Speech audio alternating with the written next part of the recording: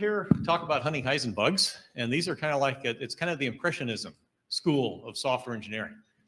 Because in both cases, with Impressionistic art and with Heisenbugs, the closer you get, the less you see.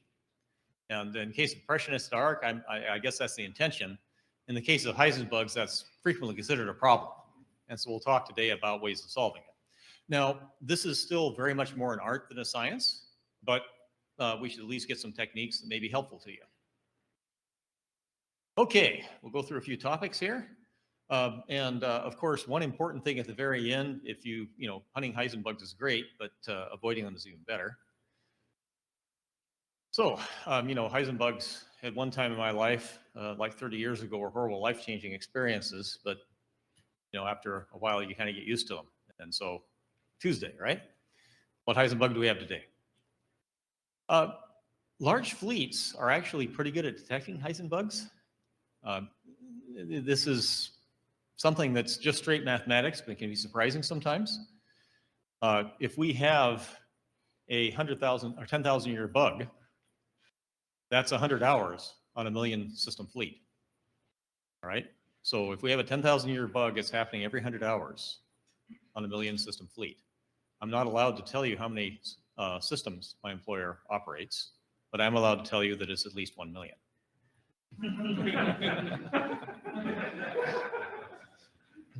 So if we have a 10,000 year bug and it's something that's consistent, like a warn-on. I mean, if it's memory corruption, it just does a different thing every time, well, whatever. That could be a hardware failure. We wouldn't know the difference. But if it's something that causes a warn-on, we will see it, and we will decide what to do about it. We may decide this is something that is more risk to fix in this release, so we may just do a fix and upstream and let it come down later. Or we may decide we're going to fix this bug, but we will see it and we will decide. Okay, so how do we detect it? Well, console output is a common one, as it is anywhere. There's a lot of automation that collects that up. Of course, you can use BPF. You can put a kernel patch out there to detect things, but that's a real pain because people like Chris Mason, rightfully so, ask you lots of hard questions about a debug patch being shipped out to that many machines. And you could potentially set up a kernel debugger. So what I'm going to do is I'm going to talk about a bug that Chris asked me to fix a few weeks ago. It was actually very welcome. I can't remember what I was working on at the time, but it was extremely frustrating. So it's kind of like, yeah, Chris, I'll take a look at that NMI problem. And it was one of these things where there was some console output, and it was late in the afternoon, so I looked at it, went to bed, woke up knowing what the problem was. It was a fun process. Of course, it would have been more fun had it not been my bug I was fixing, but you can't have everything. The thing was, this was one failure per 4K systems per week, right? Which was enough to say, all right, we're not rolling this release out any further. That's 70 years, single system, MDPF. Mean time to failure, MBTF, or between failures. Mean time between failures, MTBF. So, but it was an easy fix. It's a fix, so we can send it immediately. If it had been an enhancement, it would have to go upstream first, and then we bring it down. But fixes we're more lenient on. I sent it off. Ingo took a look at it and says, let's see. Well, it's a regression, but 70-year MTBF, we can wait till the next merge window, right? It's kind of like, yeah, that's fine. Now, you could potentially set up a kernel debugger, but a million instances of KDGB, I haven't figured out any way that could possibly be anything resembling fun. Depending on if you're masochistic enough, I suppose, but that's going to be a real pain to manage. And if you have a fix, waiting for that fix to deploy through enough machines to detect the problem is also not going to be particularly fun. And so really you want a better way than just doing that. And of course, there have been better ways for a while. I'm doing a lot of summarization here. Now, one thing you may ask, well, wait a minute, I don't have a fleet. What are you talking about? Get out of my face. I've only got 15 systems. I've only got 1,000 systems. And what is this garbage? Well, I was hunting Heisenbugs for a long time before I had a fleet. And so maybe you guys are in the same situation I was in the early 90s, where I think Sequent had at most 6,000 machines. Maybe it was 10,000 machines out there at its peak. But we still had to hunt Heisenbugs. And the other thing is that my employer's fleet is a rather small fraction of the total Linux kernel install base out there. A guy named Dave Rusling told me in 2017 there were 20 billion. That's billion with a B, as in 10 to the 9th, and 20 times that Linux kernel instances in the world at that point in time. It would be good to have fewer things just kind of failing randomly. So it'd be really nice to fix some of these problems, because you think they're happening a lot on a million systems, try 10 billion, right? Now, we do have hardware failures masking many of those, and there are a lot of appliances and other embedded systems that just sort of reboot themselves if anything bad happens, so you might not notice. But still, the other thing is, whether we like it or not, whether we approve of it or not, the Linux kernel is increasingly being used in safety critical applications, and has been for more than 10 years. Now, as far as I know, I hope it's not being used for like avionics. For avionics, they tend to have very strict coding style guidelines. In fact, the last time I had anything to do with that, if you wanted to add an if statement, you were going to be spending a lot of hours in meetings justifying why you needed that if statement and why you couldn't do it some other way. Because that if statement was going to increase the complexity of the program and make it more difficult to verify. Memory allocation, forget it. You do not do memory allocation, certainly not once things have started running. At initialization, while the plane's still on the ground, okay, maybe, but not otherwise. And the thing is, though, that in a lot of jurisdictions, I don't know about this one, but there are some other jurisdictions of the world, where if you have a mechanism that might include a computer and might be running a Linux kernel, if it does what it's supposed to for a test spanning some number of years, 5 is the one that was relevant in the case I know about, certified safety critical. The Linux kernel can easily do that, easily. So we'll be continuing to see the Linux kernel being used in low-level safety critical applications for a long time. And well, I think it'd be good to get rid of some of the bugs, even if they don't happen that often for safety critical things. All right, so what's the key technique here? Well, first off, why is this thing a Heisenbug? Why do we even call it a Heisenbug? Well, because when you add debug, it disappears, right? That's kind of the definition. Well, and the reason for that is that the bug is often timing dependent. And if you add debug, you're changing the timing and you may be masking the bug. Now, sometimes you can add the debug and make the bug more likely to occur, but we don't remember those quite as well as the other case, right? Yeah, it's one of those things, you know? And so slight changes of timing can reduce incidence. And one way to deal with that is to reduce the MTBF. In other words, increase the rate at which the bug is occurring. This always feels kind of backwards when you're debugging. You want to try to make the bug go away. But in this case, if you make the bug happen way more often, you can make it so you can add the debug and not make the bug go away, right?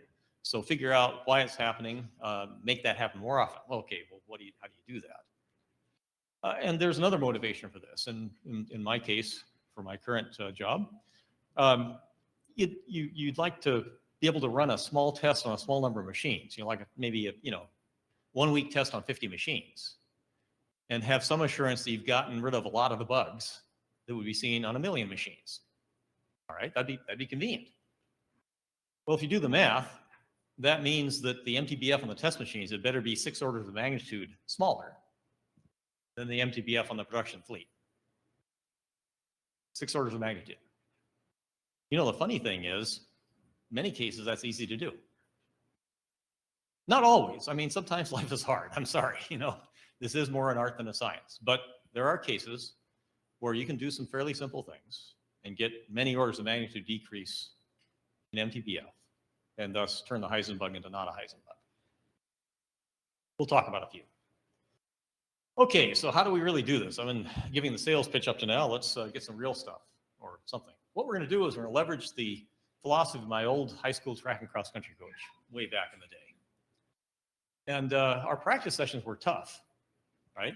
So we were running 2.5-mile races in cross country, and also eventually turned into 5,000 meters. Some fool French memory system came in, I don't know. Anyway, the thing was that the race days were the easy days. The practice sessions we did were much, much harder than a 2.5 mile or a 5K run. And we do the same thing here. This works for computers as well. So one of the things that happens, since many of us are focused on the Linux kernel, if you go and take a look at the utilization of the Linux kernel in the system you have, so we're going to talk about the kernel non-idle utilization, all right? It's unusual for that to be above 10%. I mean, I'm sure there's workloads where it is, don't get me wrong, but in many cases in production, the actual kernel execution time, non-idle kernel execution time, is small numbers of percent, maybe even less than 1%. If you talk to an application person, that's the way life should be. That's what God intended. Because they want to run their application, and as far as they're concerned, the kernel is tax. They don't want to pay it if they can avoid it. So they're going to work hard to make it so the kernel is not running much of the time, which is really good for us kernel guys, because that means that we can get a 1 to 2 order magnitude reduction in NTBF just by making a test that runs the kernel all the time. Right? So they've got something, they exercise the kernel in a certain way. If we can make it so that we're doing something sort of like that, but only running the kernel, we get an order of magnitude or 2. And that's one of the things RCU torture majors in. It's a kernel module, and its user space is, the user space is a root directory and an executable, a small executable, and that's it. All the rest is kernel. And so one anti-heisenbug, so if Heisenbugs from the field of physics, it's really the observer effect. It's has nothing to do with quantum physics or anything at all. It's really just the observer effect from classical physics. But the name is there and it's stuck and it's kind of fun anyway, so why not?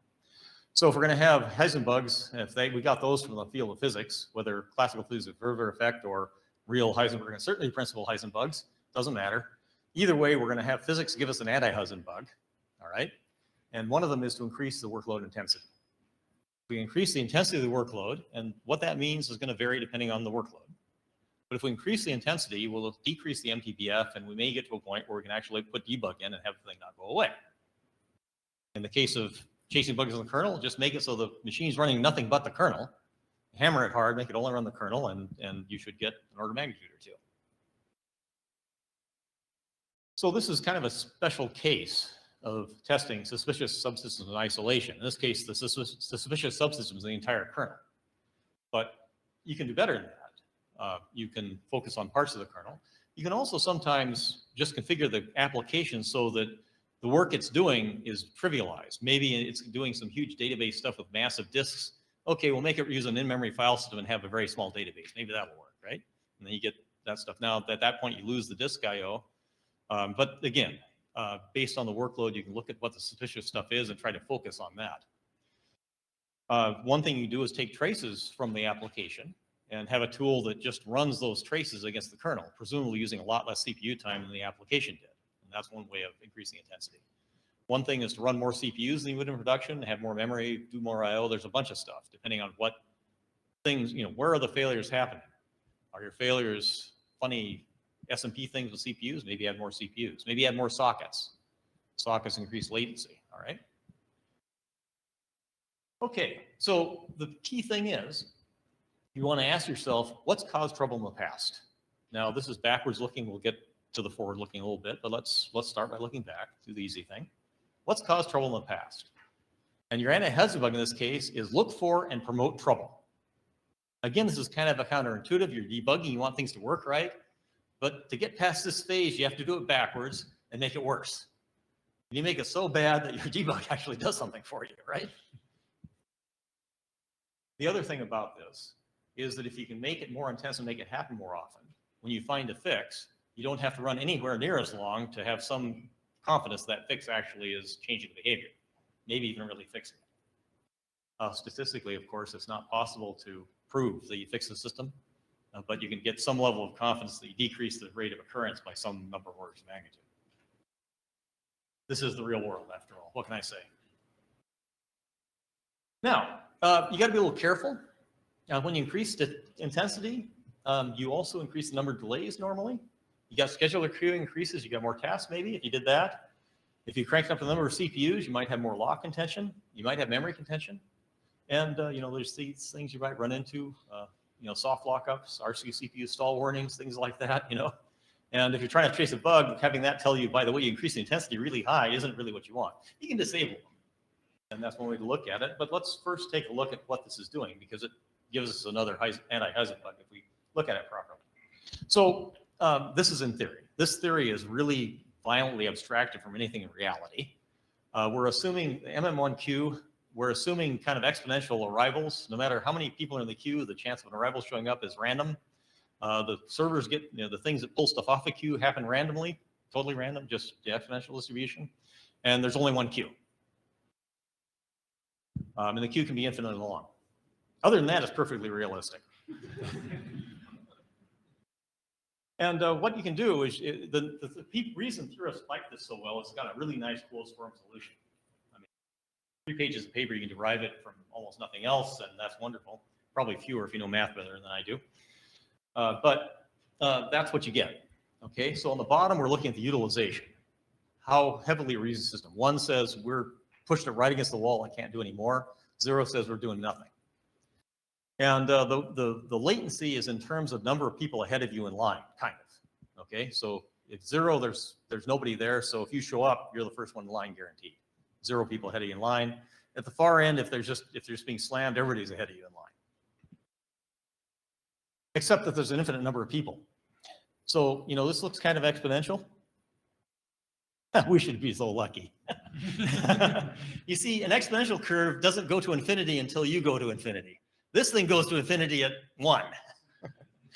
That thing just goes straight up, Yeah, something like that. It's utilization divided by 1 minus utilization. So yes, it goes right up there.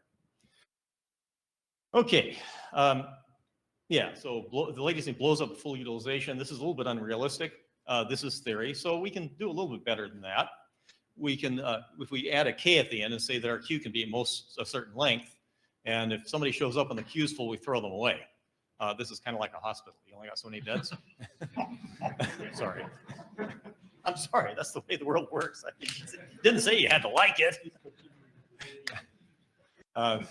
Usually they send to another hospital, but sometimes I don't know what they do. But in any case, that's where this model came from. That's the real world thing that led to this model. This one's a little more obnoxious, and it has a kind of a cases solution, but this is what you end up with. Now we've got our infinite thing showing there going up to nowhere, but the thing is, if you only have so many elements in your queue, you can, if you're lucky enough to get in the queue, that's the problem in this case. I mean, if you get in the queue, you wait for the length of the queue. Up here, of course, your probability of actually getting in the queue is quite low, as some people who get health problems at the wrong time of year can attest. And so it flattens off the same time, but still, you might need to adjust your timeouts, because 10x your normal latency might cause problems. But that's something you can do, right? You can adjust the timeouts, you can disable RC CPU stall warning, there's a sysfs thing to do that, and so on. Just be aware that you may have to. Another thing you can do is strategically inject delays. The key part is, I mean, before we're talking about intensifying one part of the workload, but that might not be possible. I mean, it may be as intense as it can get, in which case sometimes you get the result by de-intensifying some other part. If it's a race condition, you may be able to make the race condition happen more often by making the vulnerable part of the race condition take longer time. U-delay, it's a wonderful thing. Now, some examples. I mentioned multi-socket before. If you're going to run normally in production on a single socket system, which my employer is mostly single socket, then running your testing on a multi-socket system will inject delays, and you'll find more bugs and have a better chance of it working better in production. RCU torture actually, we'll see some slides where I talk about this a little more, but RCU torture actually will inject delays on some of its scenarios to promote race conditions that have been troublesome in the past. In the old days, back in the 90s, we would just take different CPUs running different speeds and plug them in the same bus. And for certain types of race conditions, the clock frequency ratio gives you that much of an increase in the probability of bug happening. We could get up to like 3-to-1 clock ratio. Now today, you should be able to do that straightforwardly, although the systems have a tendency to grab control from you and make the clock be what they want, regardless of what you're doing. You have to work a little bit sometimes to make that work. Plus, it's difficult to automate. So I've tended to avoid it. Plus, guest OSs don't. There may be a way of doing it with the guest OS, but I haven't found it yet. So the key thing about RCU is that RCU has to wait on CPUs to get to certain places, and in some cases threads as well. But if a CPU is offline, RCU doesn't have to wait on it. And if a CPU comes online after it started its grace period, it doesn't have to wait on that either, right? But it's okay. I mean, if it waits on a CPU, it doesn't have to, as long as it does something, that's all right. The key point is that RCU has this combining tree data structure that has that allows it to reduce block contention and still see a global state change. And it's really important that RCU be consistently clear on whether or not it's waiting for a CPU up and down that entire structure. It's a really bad idea for the upper levels to think it's waiting on a CPU and the lower levels not to. In that case, the lower levels will never report the CPU doing anything, and you'll wait forever on that grace period. And that can be frustrated. Take my word for it. Or you can make it happen yourself if you want to. Okay, so the way that looks, normally, I've abbreviated here, the ABCHO is apply buffered CPU hotline hot plug operations, and IBCWE is the initialized CPU waiting bit mask. Normally, those happen really quickly. It's just goes through and grabs locks on every 16 CPUs and goes to the CPUs, does something, goes to the CPUs again and does something, and that's going to get done in maybe 10 microseconds, probably faster than that. Whereas a CPU hot plug operation normally takes hundreds of milliseconds, maybe even seconds. And so normally there's races just aren't going to happen. And so there are some things that stick a big delay between those two phases of initialization to force CPU hot plugs to get done in that time so we can see the problems, the bugs that would be exposed by that. Okay, so insert strategic delay as one way to do it. The issue here you may object is, well, I have to know where to put the delay, so I have to know where the bug is, and that's true. But a lot of times, you wrote that concurrent code, you got some idea, you might not want to admit to it yourself, you might really be in denial, but you have some idea where, the part of the thing where you kind of got tired, didn't want to go any farther, or the part where I think this works, that's the part you put the delay in, all right? Or you try to explain it to somebody, it's a place where you have to get really complicated and they're going, what are you talking about? Put the delay there, all right? So it's straightforward. That doesn't always work, but it's a good heuristic. Counting near misses. We'll get back to the airlines again. We talked about them for safety critical. The U.S. Federal Aviation Administration requires reporting of near misses. If two planes come closer to each other in flight, the pilots of both planes are required to file a formal report about the incident, and it gets investigated. The reason for this is that near miss was unintentional, and there's probably some problem that caused it to happen. But there's empty chairs over here, by the way, if you guys are tired of standing, and there's some around here too. But if you like standing, don't let me get in your way. The thing is that near miss may indicate a problem. And the problem didn't cause a collision this time, but it'd be good to fix the problem before it does, because and the same thing could do with software. If you can find some indication that there was a close call, then that means you can more quickly evaluate commits, configurations, and so on. If you're bisecting, that means you may be able to run shorter runs and make the bisection happen faster. And especially if you've got an alleged fix and you can rely on the near miss counts instead of the actual problem counts, you may be able to spend a lot less time verifying, validating, and still have some confidence you reduce the MTBF of the bug by whatever amount. And in RCU, we have a near miss counter. It turns out that the thing we have, normally what happens is RCU torture does a call RCU. And then when it gets the callback invoked way over here, it says, okay, change of state, right? So we increment a counter. And then the readers, if they see the counter advancing too far, say, we had a problem. The thing is that the reader detecting an error, I suppose the RCU reader isn't actually erroneous, it's detecting the error, but sometimes you got to blame the messenger, Sometimes you got to shoot that messenger. In this case, we have to have that full span for it to detect it. The counter had one value and had to go way over here to get the other value. Now we keep a counter when we start a grace period. It counts when the grace period starts and when it stops. If we sample that counter as well, then we can detect a near miss, right? And a correct RC reader would not see any of them. Now, the thing is that grace period counter stop is not synchronized. There's no memory ordering on it. So we might see a near miss that's a false positive. And the way that RC torture handles that is if it sees one near miss in a run, it says, yeah, whatever. But if it sees a bunch of them, it says, we might have a problem here. In this case, the cool thing about this is the near misses are like 2 orders of magnitude more frequent than the actual bugs when we have problems. And that means way shorter runs, and that's on top of the 1 to 2 orders of magnitude running the kernel solidly. So that's not all the way to 6 orders of magnitude, but we're at like 3 or 4. So that's getting there. So count near misses is a good anti-heisenbug when you have software that has some indication that things got close. So we've talked about making rare events happen frequently.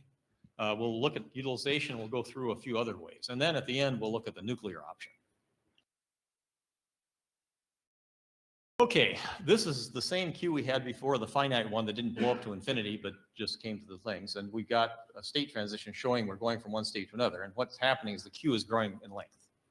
At the far side, the queue has 0 elements in it. At this side, it has k. We were calling k be 10 earlier. We'll use 10 again. And the lambda is just the probability of, or the rate of getting another element.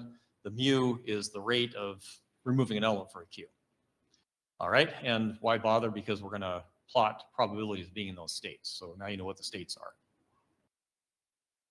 We're going to choose k equals 10 again. And now, if we have the utilization equals 0.1, 10% utilization, which is high utilization for a kernel in production, right? If we have that on this queue, then the probability of having 10 elements in the queue is 10 to the minus 10th. 10 to the minus 10th power. Very small.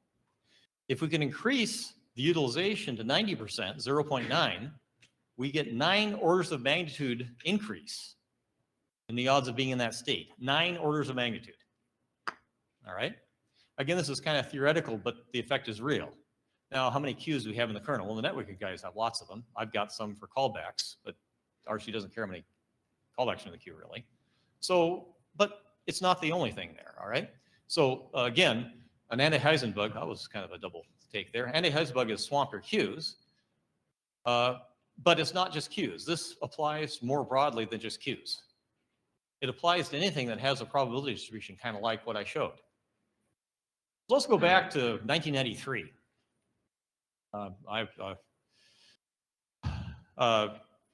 We were redoing a memory allocator, this was a simple thing. It's a 32 bits. You'd be amazed what murder you can get away with a memory allocator on a 32-bit system. It doesn't work at all today, okay? But we took full advantage of it back then.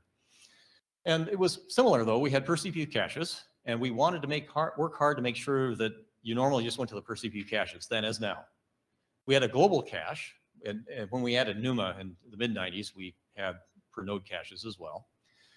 And then eventually you would take the blocks and put them back into pages, and eventually you'd be able to take the pages and plop them into a 2 meg region, which you then free the physical memory, and eventually you could actually free the 2 megabyte virtual range.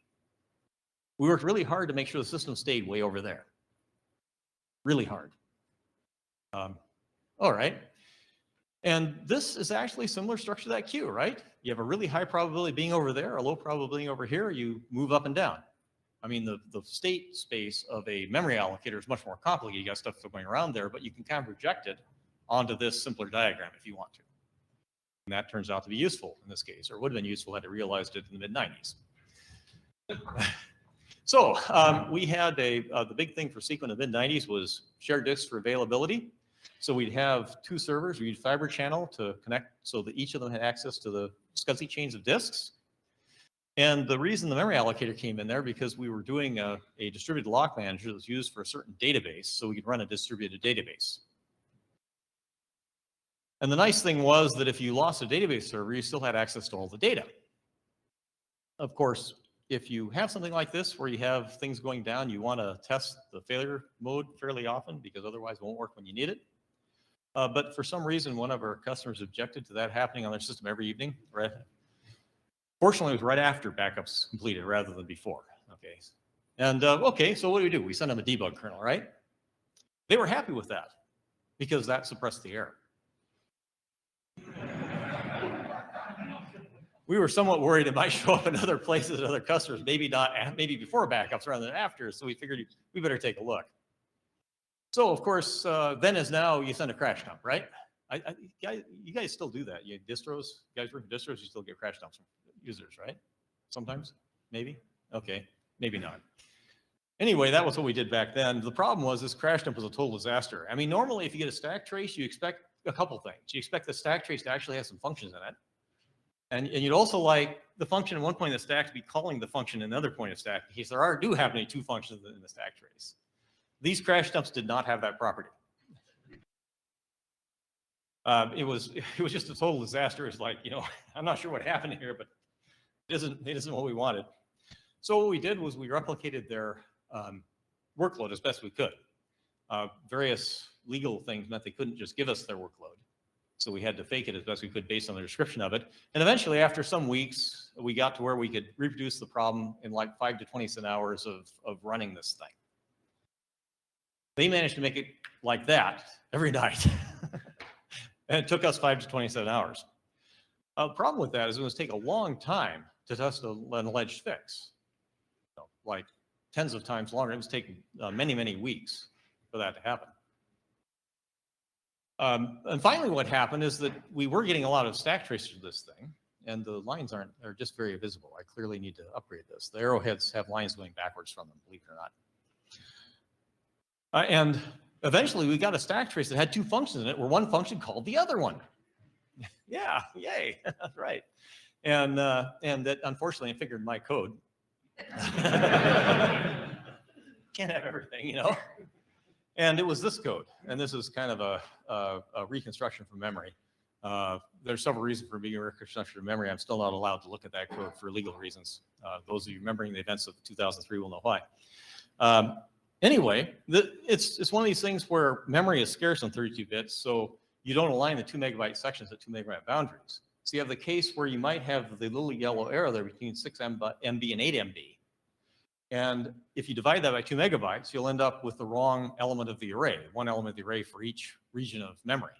And that's not a big deal. You look at the pointer, and if the pointer is bigger than you are, you go to the previous one, like that code over here says. Straightforward. Unfortunately, compilers weren't quite as aggressive then as they are now. But the 8386 doesn't have that many registers. And the compiler says, hey, my registers are full, forget it. I want to fetch that thing twice, thank you. Yeah, oh yeah. And so it would fetch it once, and it would say, oh, it's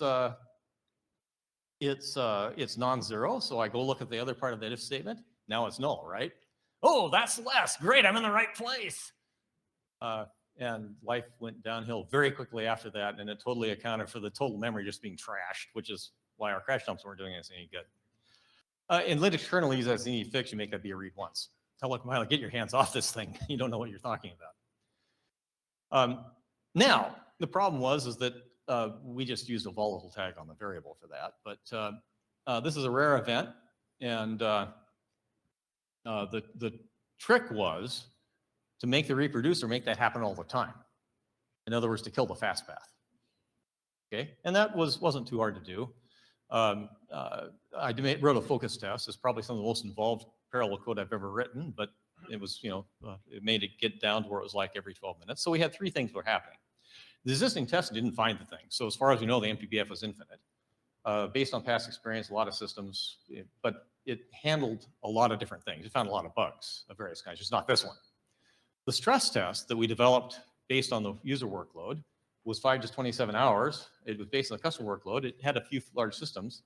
It took a few person weeks to put it together. The applicability was modest. I mean, it was that workload, but it had I/O, it had the scheduler, it had a whole bunch of stuff happening in it. It also put a heavy load on the system. The focus test, the MTBF was 12 minutes, under 12 minutes. I didn't bother doing stats. The longest thing I had was 10 and some odd minutes, so I said 12 minutes. I had to know the exact bug to write the test. The hardware, a very small system did it, just a few CPUs and almost no memory. It took me a day or two to write the test. The applicability was probably narrow. Who knows? It might have caused other bugs, but it was clearly going to be mostly, it wasn't going to be anything with I/O because there wasn't any I/O happening. It was involved user space, no user space happening. And the impact was that system was kind of unusable while it was running the test otherwise. So there's a trade-off. You have to choose wisely here. But the big question, I said earlier, we were looking at what caused trouble in the past, and that's kind of backwards looking. What do we do about the future? Well, you know, a question to ask yourself, are your fast paths hiding bugs from you? And the answer is yes. I hope you're insulted. Well, you can be insulted if you want to. Be insulted. Maybe you'll be insulted enough to find and fix the bugs. That'd be great. But your fast paths are hiding bugs from you.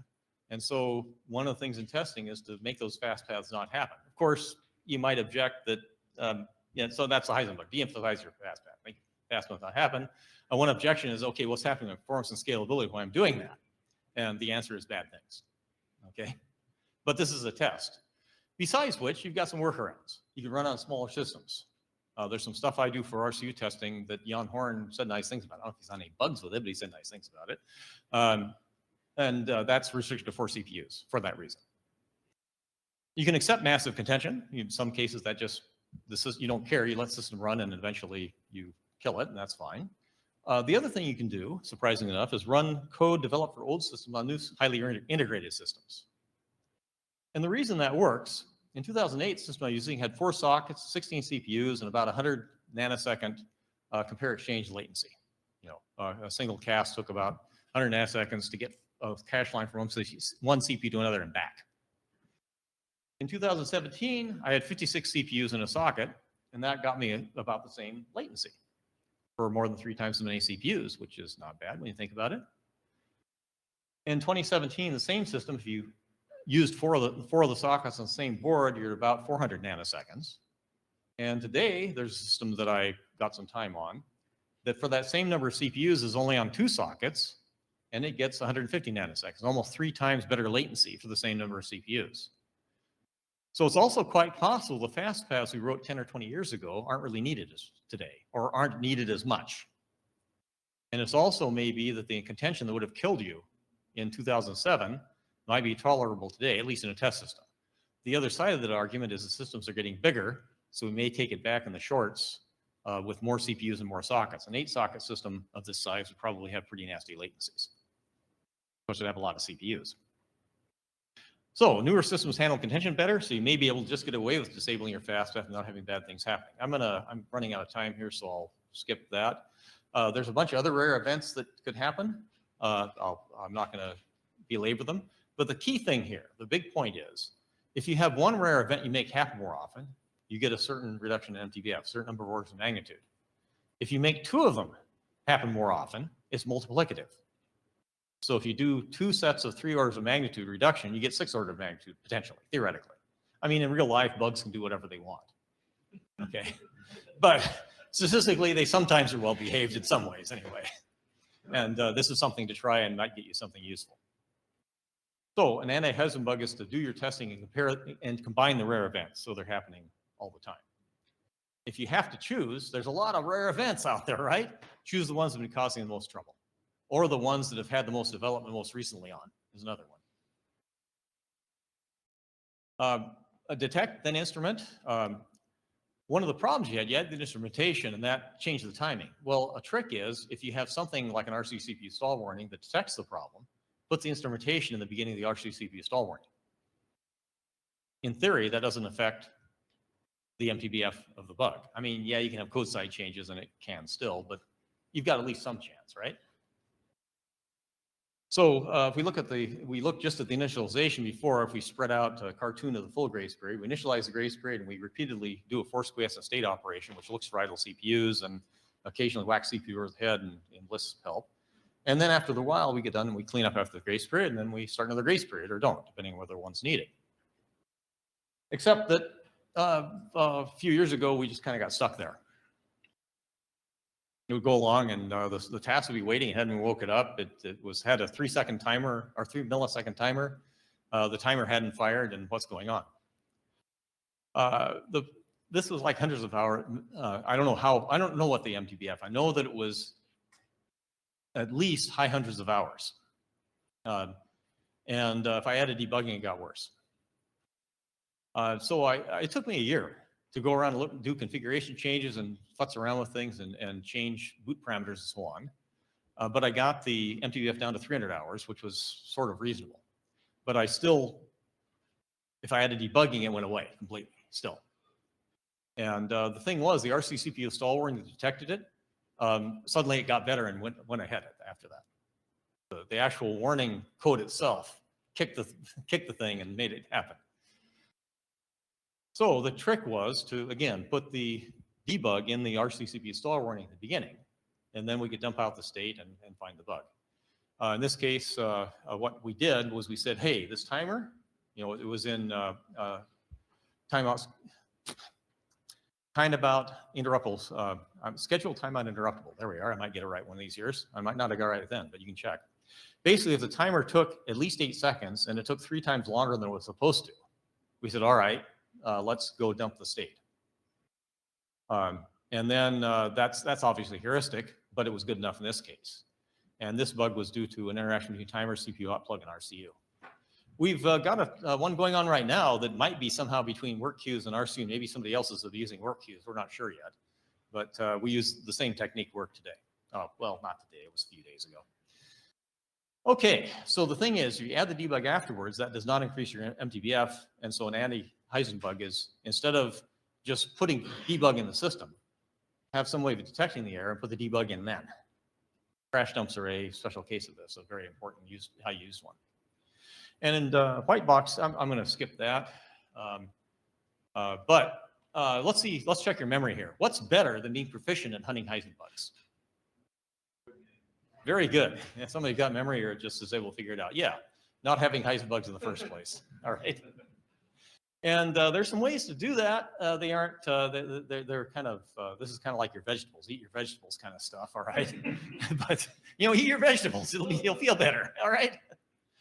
So there's some ways to avoid that. It's never going to be perfect, all right? You can do that as hard as you want. You still have a few, but, getting rid of half of them ought to be worth something, right?